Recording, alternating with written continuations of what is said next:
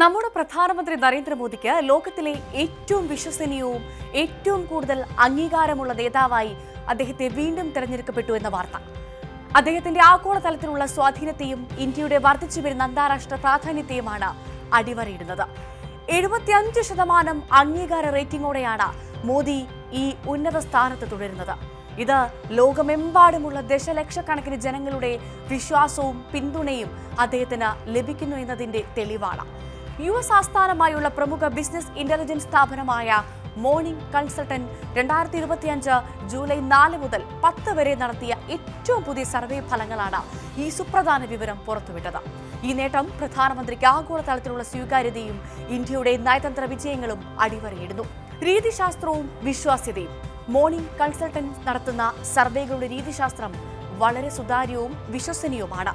അവർ ഓരോ രാജ്യങ്ങളിലെയും പ്രായപൂർത്തിയായവരിൽ നിന്ന് ദിവസേന ആയിരക്കണക്കിന് അഭിമുഖങ്ങൾ നടത്തുകയും ഈ പ്രതികരണങ്ങളുടെ കഴിഞ്ഞ 7 ദിവസത്തെ ശരാശരി rolling 7-day sample moving arrange കണക്കാക്കുകയും ചെയ്യുന്നു. ഇത് പൊതുജനാഭിപ്രായത്തിന്റെ ചലനാത്മകതയും സമകാലികവുമായ ഒരു ചിത്രം നൽകാൻ സഹായിക്കുന്നു. കൂടാതെ ജനസംഖ്യാപരമായ വൈവിധ്യങ്ങളെ കൃത്യമായി പ്രതിഫലിക്കുന്നതിനായി വിവരങ്ങൾ ഭാരപ്പെടുത്തുന്ന ഒരു രീതിയും അവർ ഉപയോഗിക്കുന്നുണ്ട്. ഈ സമഗ്രമായ സമീപനം സർവേ ഫലങ്ങളുടെ കൃത്യതയും വിശ്വാസ്യതയും ഉറപ്പാക്കുന്നു. സർവേയിൽ പങ്കെടുത്തവരിൽ 75% പേരും പ്രധാനമന്ത്രി മോദിയുടെ നേതൃത്വത്തെ അംഗീകരിച്ചപ്പോൾ 7% പേർക്ക് ഒരു തീരുമാനമെടുക്കാൻ കഴിഞ്ഞില്ല.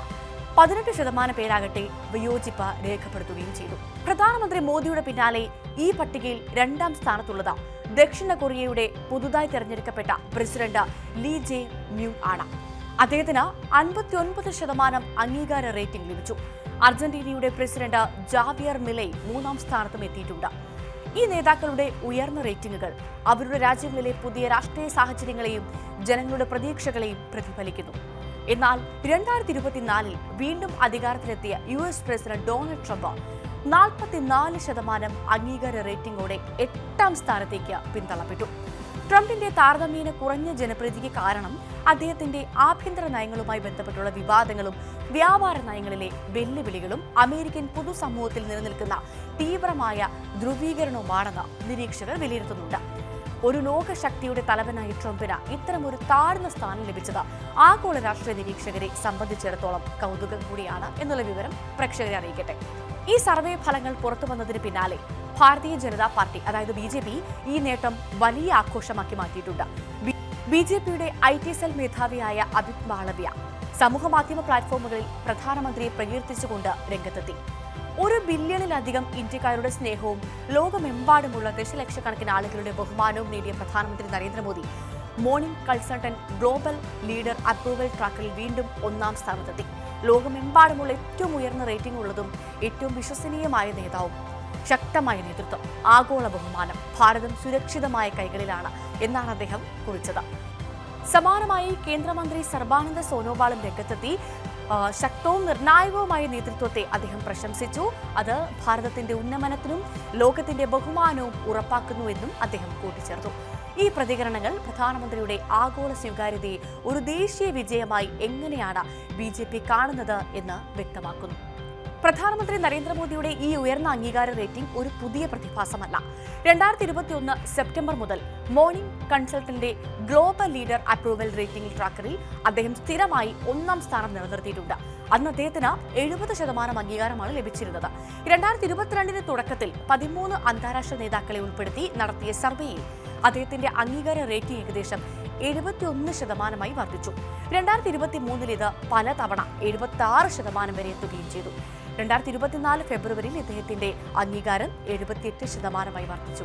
അത് ആഗോള റാങ്കിങ്ങിൽ അദ്ദേഹത്തെ അചഞ്ചലനായി 1ാം സ്ഥാനത്ത് ഉറപ്പിച്ചു. ഈ സ്ഥിരതയാർന്ന പ്രകടനം മോദിയുടെ നയങ്ങളോടുള്ള ജനങ്ങളുടെ വിശ്വാസത്തെയും ആഭ്യന്തരമായും അന്താരാഷ്ട്രീയമായുമുള്ള അദ്ദേഹത്തിന്റെ കാഴ്ചപ്പാടുകളുള്ള പിന്തുണയും സൂചിപ്പിക്കുന്നു. രാഷ്ട്രീയ പ്രതിസന്ധികൾക്കിടയിലും ആഗോളതലത്തിൽ തന്റെ സ്ഥാനം നിലനിർത്താൻ മോദിക്ക് സാധിച്ചു എന്നത് ശ്രദ്ധേയമാണ്. ഈ സർവേ ഫലങ്ങൾ പുറത്തുവന്ന ദിവസത്തിന് മറ്റൊരു ചരിത്രപരമായ പ്രാധാന്യം കൂടി ഉണ്ടായിരുന്നു.